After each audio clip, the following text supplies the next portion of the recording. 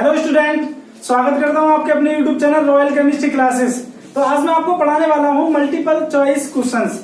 ये high schools के questions हैं जो ज्यादातर बोर्ड एग्जाम में पूछे जाते हैं। जो 10th के जितने भी स्टूडेंट हैं वो मेरी वीडियो को लाइक करते रहें और ज्यादा शेयर करते रहें, क्योंकि आज की वीडियो बहुत अच्छी होने वाली है। ये क्वेश्चंस जो ज्यादातर बोर्ड एग्जाम एवं कंपटीशन एग्जाम में पूछे जाते हैं। तो आज मेरे स्टूडेंट जैसे अनस और मुस्तकीम और हमारे प्रशांत, ये सभी स्टूडेंट आज हमारी क्लास में प्रेजेंट हैं। तो सभी स्टूडेंट वीडियो को अच्छे से देखें और क्वेश्चंस को अपनी बुक के नोटबुक के अंदर अच्छे से कंप्लीट करें। तो अच्छा, चलते हैं अपनी वीडियो की तरफ। तो सभी स्टूडेंट ध्यान दें। अनस, मुस्तकीम भाई जरा अच्छे से बैठे और क्वेश्चंस को समझें। तो चलते हैं अपनी वीडियो की तरफ। आज की वीडियो बहुत अच्छी होने वाली है। तो पहला क्वेश्चन है हमारा प्रश्न नंबर 1, सफेद धातु किसे कहा जाता है? सफेद धातु किसे कहा जाता है?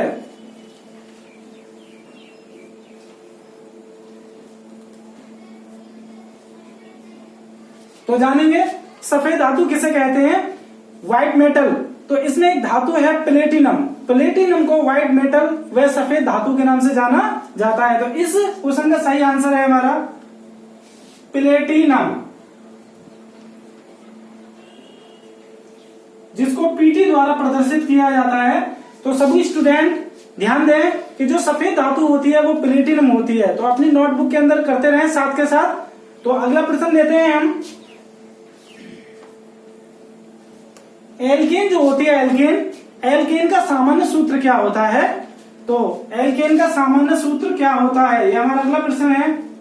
एल्केन का सामान्य सूत्र क्या होता है?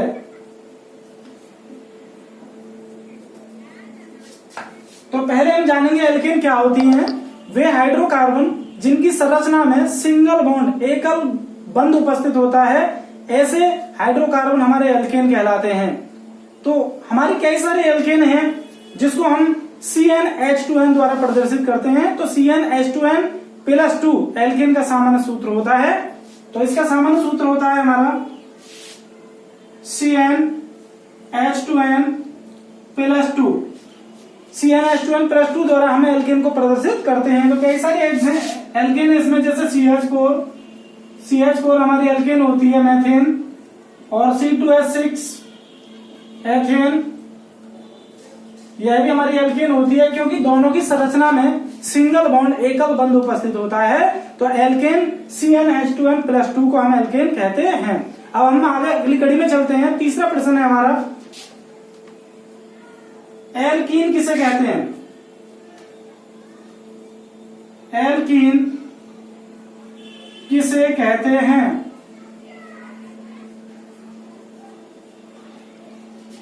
तो जानेंगे एल्कीन क्या होती हैं। वे हाइड्रोकार्बन जिनकी संरचना में डबल बॉन्ड, द्विबंध उपस्थित होता है, ऐसे हाइड्रोकार्बन हमारे एल्कीन कहलाते हैं। तो सही स्टूडेंट ध्यान दें कि एल्कीन वो होती है जिनकी संरचना में द्विबंध या डबल बॉन्ड प्रेजेंट होता है। जैसे कि इनका सामान्य सूत्र होता है, इसका सही आंसर है CnH2n। CnH2n इसका सामान्य सूत्र, ये जनरल फॉर्मूला है। और इसके कुछ एग्जांपल हैं। C2H4 एथिलीन हमारा एक एल्कीन है, और C3H6 प्रोपीन, यह भी हमारा एक एल्कीन है। तो इस प्रश्न का सही आंसर है CnH2n। अगला प्रश्न चलते हैं हम। एल्काइन किसे कहते हैं? एल्काइन किसे कहते हैं तथा इसका सामान्य सूत्र लिखिए। तो पहले जानेंगे हम कि एल्काइन किसे कहते हैं।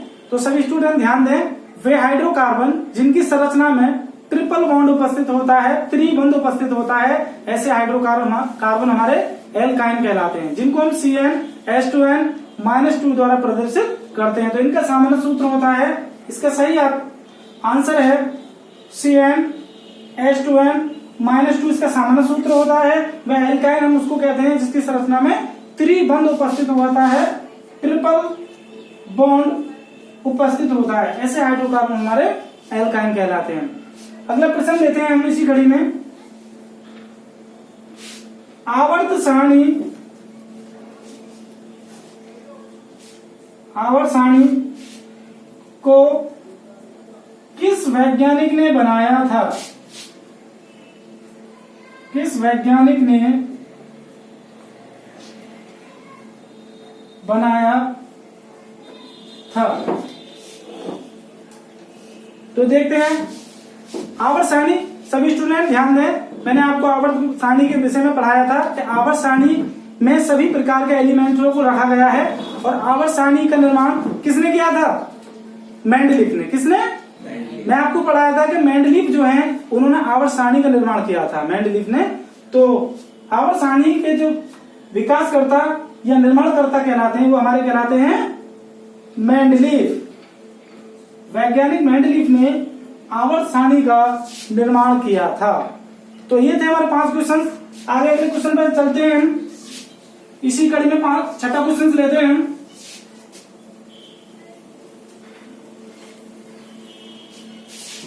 क्वेश्चन नंबर 6, परमाणु क्रमांक की खोज किसने की थी? परमाणु क्रमांक की खोज किसने की थी?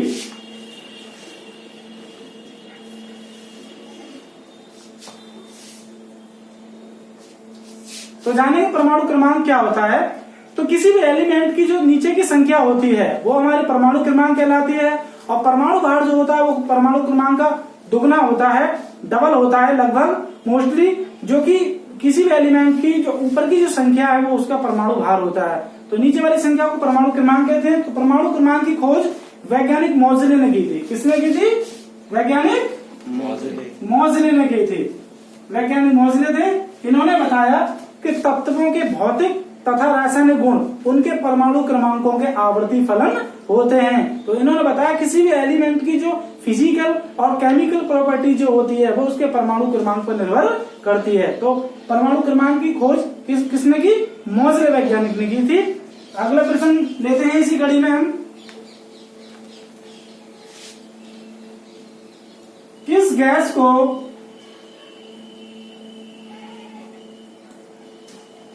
फलों को पकाने वाली गैस, फलों को पकाने वाली गैस कहते हैं? तो अगला प्रश्न लेते हैं हम कि कौन सी गैस होती है जो कच्चे फलों को पकाने में काम आती है। तो इस गैस का नाम है एथिलीन, जिसको C2H4 द्वारा प्रदर्शित करते हैं। तो एथिलीन जो है वो कच्चे फलों को पकाने में काम आती है। तो इसका सही आंसर है, सभी स्टूडेंट ध्यान दें, इस प्रश्न का सही आंसर है एथिलीन, जिसका अणुसूत्र होता है C2H4। तो एथिलीन जो है वो कच्चे फलों को पकाने में काम आती है। अगला प्रश्न चलते हैं इसी कड़ी में। प्रश्न नंबर 8, जानेंगे हम कौन सी गैस है जो लोहे की चादरों को काटने में काम आती है। तो अब यही प्रश्न है हमारा, लोहे की चादरों को काटने में कौन सी गैस प्रयोग की जाती है? प्रयोग की जाती है। जानेंगे इसका सही आंसर।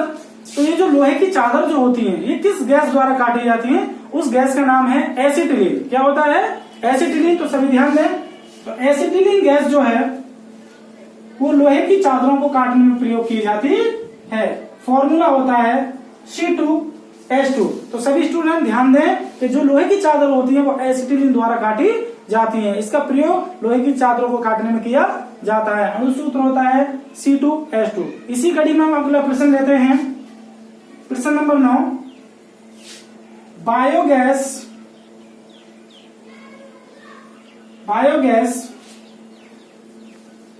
किसे कहा जाता है? किसे कहा जाता है? तो जानेंगे बायोगैस किस गैस को कहते हैं।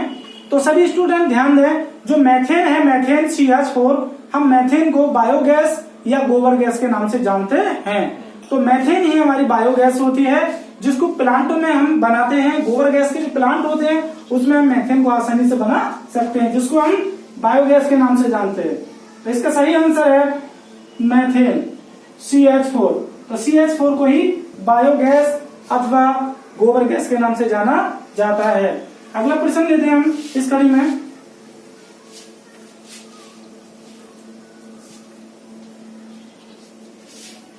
प्रश्न नंबर 10 लेते हैं।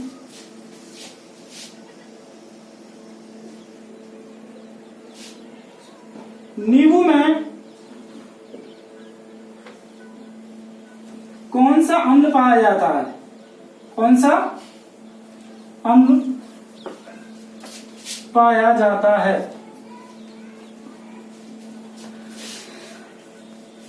तो छात्रों, आपने देखा होगा कि नींबू जो है वो खट्टा होता है। कैसा होता है? खट्टा होता है नींबू। तो उसका जो खट्टेपन का कारण होता है वो होता है साइट्रिक एसिड। साइट्रिक एसिड, नींबू के अंदर साइट्रिक एसिड प्रेजेंट होता है जो उसको खट्टा करता है। तो नींबू के अंदर कौन सा अम्ल होता है? साइट्रिक अम्ल। साइट्रिक अम्ल, जिसको इंग्लिश में साइट्रिक एसिड बोलते हैं, सिट्रिक एसिड भी कहा जाता है इसको। तो साइट्रिक अम्ल नींबू के अंदर पाया जाता है, जिसकी वजह से नींबू जो होता है वो खट्टा होता है। अगला प्रश्न लेते हैं हम, प्रश्न नंबर 11। इमली में कौन सा अम्ल उपस्थित होता है? कौन सा अम्ल उपस्थित होता है? तो जानेंगे, इमली भी खट्टी होती है। आपने इमली खाई है सभी ने?